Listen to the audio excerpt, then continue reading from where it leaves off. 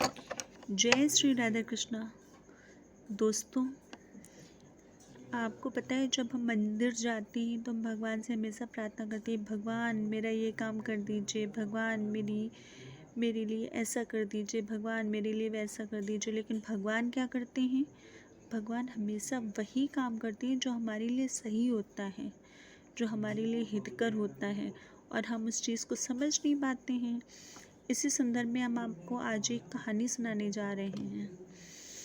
ऐसा हुआ कि बहुत समय पहले एक भगवान हमारे श्री ठाकुर जी महाराज का एक भक्त हुआ करता था। वो उनमें बहुत विश्वास रखता था, बहुत श्रद्धा रखता था।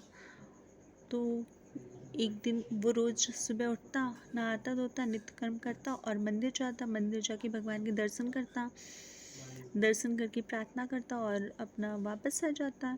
ऐसे करते करते बहुत टाइम हो गया था। एक दिन उसने देखा कि भगवान जो हैं खड़े हैं। सारे टाइम जब वो जाता तो भगवान खड़े खड़े खड़े। उसने कहा भगवान तो बहुत थक जाते होंगे, कहीं जाते भी नहीं हैं, कहीं घूमते भी नहीं हैं। ऐसा उसके मन में विचार आया। उसने सोचा कल जाएंगे मंदिर तो भगवान से ये बात करेंगे।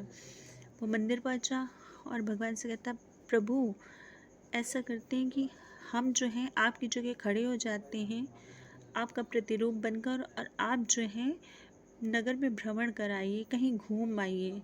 आप बहुत दिन से ऐसे ही खड़े हैं प्रभु, कहीं खो आओ, कहीं घूम आओ। भगवान ये सुन के बहुत खुश हो जाती है कि अरे ये भक्त तो कितना अच्छा है, मेरे बारे में कितना सोचता है। भगवान ने कहा ठीक है, मैं तो चाहता ही हूँ, मैं तो चला जाऊँगा, लेकिन तुम क्या करोगे? तुम सारे भक्तों की केवल बात सुनना, कोई निर्णय मत करना, केवल चुपचाप खड़े रहना और सुनना। भक्त आएंगे, अपनी प्रार्थना करेंगे और चले जाएंगे। उसने कहा प्रभु ऐसा कैसे हो सकता है? जब मैं भक्तों की समस्या सुनूंगा तो कुछ ना कुछ तो निर्णय करना ही पड़ेगा। भगवान ने कहा वो मैं करूँगा, तुम केवल बात सुन लेना। कहता है ठीक है प्रभु, जैसी आपकी आज्ञा। और भगवान खुशी खुशी घूमने चले जाते हैं। अब ये जो भक्त हैं भगवान के रूप में मंदिर में खड़े हुए हैं। तभी एक भक्त आता है।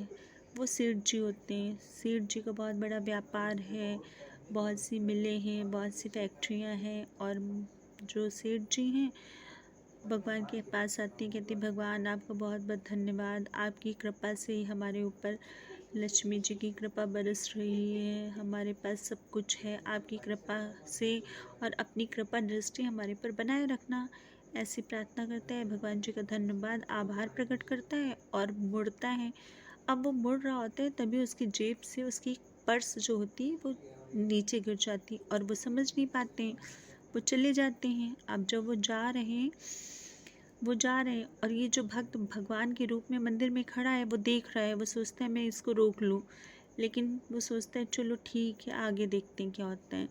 तब तक एक और दूसरा भक्त आया। अब वो बहुत गरीब है। वो जो है उसका इतना गरीब है कि उसके घर में खाना नहीं हो पा रहा है, उसके बच्चे हैं वो भूखे हैं। तो भगवान से प्रार्थना करते हैं भगवान कोई चमत्कार कर दीजिए, मेरे बच्चे भूखे हैं, मैं क्या करूं, मेरा काम नहीं चल रहा है।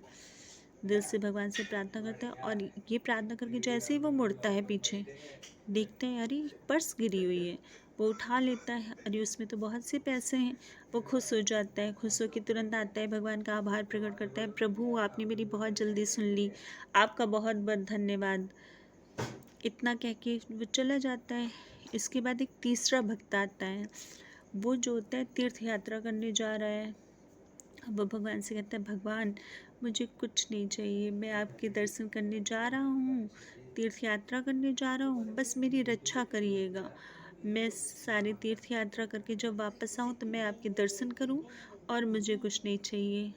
ऐसा कह के वो बस पीछे मुड़ा ही था। तब तक वही सेठ जी जो पहले आए हैं, जिनका पर्स गिरा था, वो पुलिस लेके आ जाते हैं। कहते हैं लगता है मेरा पर्स इसी ने चुराया है, क्योंकि मेरे बाद यही आया है।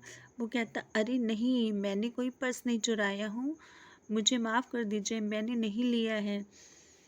तो लेकिन सेठ जी नहीं मानते हैं, पुलिस उसको गिरफ्तार कर लेती है और लेके जा रही होती। अब ये जो भक्त जो भगवान के रूप में खड़ा है वो ये सब देख रहा होता है। अब उनसे रहा नहीं जाता है। वो कहते हैं रुकिए, ये बहुत गलत हो रहा है, इन्होंने आपका पर्स नहीं लिया है, आपका पर्स आपके जाने के बाद एक भक्त आए थे, उन्होंने लिया है, मतलब एक व्यक्ति आया था, उन्होंने लिया है, इन्होंने नहीं लिया है।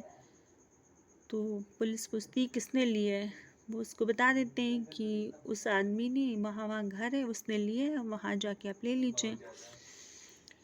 पुलिस कहती है ठीक है, वो इस भक्त को छोड़ देती है जो तीर्थ यात्रा करने जा रहा होता है, और वहाँ जाती है, उसको गिरफ्तार कर लेती है, उसके घर से पर्स भी बरामद हो जाती है।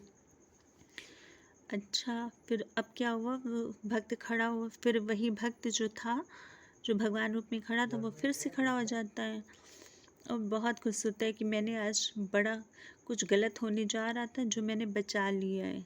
अब शाम को भगवान खुशी खुशी घूम के टहल के आराम से आनंद के साथ आ रहे हैं, और आते हैं तो वो ये जो भक्त भगवान के रूप में खड़ा था, वो कहता प्रभु आज मैंने अनर्थ होने से बचा लिया, बहुत कुछ गलत होने जा रहा था, मैंने सब सही कर दिया, मैंने कुछ गलत नहीं होने दिया। भगवान कहते तुमने क्या किया, अब वो पूरा वाक्य उनको बताता है। भगवान कहते हैं तुमने कुछ सही नहीं किया है, तुमने सब बिगाड़ दिया है। मैंने तुमसे कहा था तुम खड़े रहना, लेकिन तुमने मेरी बात नहीं सुनी। तुम क्या समझते हो, वो जो सेठ जी थे, वो उनके पास बहुत फैक्ट्रियां हैं, उनकी जो पर्स गिरी थी और वो पर्स जिस व्यक्ति को मिली थी वो सच में बहुत गरीब था, उसके बच्चे भूखे थे, इसलिए मैंने वो पर्स उसको दिलवा दी थी जिससे उसके बच्चे कुछ खा सकें। और वो जो तीसरा भक्त आया था जो तीर्थ यात्रा पे जा रहा था, उसको मैंने इसीलिए पकड़वा दिया था क्योंकि जिस ट्रेन से उसका रिजर्वेशन था, जिस ट्रेन से वो जा रहा था, उसका एक्सीडेंट होना है, और अगर वो इस ट्रेन से जाता तो उस ट्रेन का एक्सीडेंट हो जाता तो वो मर जाता। इसीलिए मैंने उसकी प्रार्थना सुनी और मैंने ये तय किया कि इसको मैं अगर जेल पहुंचा देता हूँ, मतलब इसको रोक लेता हूँ किसी भी तरीके से, तो इसीलिए मैंने उसको जेल पहुंचाना चाहा। और अगर वो जेल जाता, उसका रिजर्वेशन वो तो छूट ही आता, वो तो निर्दोष था, पकड़ा तो जा नहीं सकता था। एक दिन में उसका अपराध पता चल जाता कि उसने कोई अपराध नहीं किया, वो छूट जाता और उसका रिजर्वेशन जो था वो रद्द हो जाता। फिर वो दोबारा कराता और आराम से तीर्थ यात्रा कराता। अब क्या होगा कि वो उसी ट्रेन से जाएगा और उसका तो एक्सीडेंट हो जाएगा और वो मारा जाएगा। और जो दूसरा वाला भक्त था, उसके बच्चे भी भूखे थे, अगर वो पर्स उसी के पास बनी रहती तो उसका भी घर बार अच्छे से चलता। और जो पहला भक्त आया था जो सेठ जी थे, वो तो हमको आभार व्यक्त कर रहे थे, उनके पास तो इतना पैसा था, उसमें से थोड़ा सा पैसा अगर चला भी जाता तो उनको कोई फ़र्क ना पड़ता। वो कहता अरे प्रभु बहुत गलती हो गई। देखा दोस्तों आपने, भगवान ने हर व्यक्ति के लिए, हर इंसान, हर जीव के लिए पहले से ही योजना बना के रखी है। वो जानते हैं कि हमारे लिए क्या सही है और क्या गलत, उसी के अनुसार वो हमारे लिए उचित और अनुचित का निर्णय करते हैं। जय श्री राधे कृष्ण।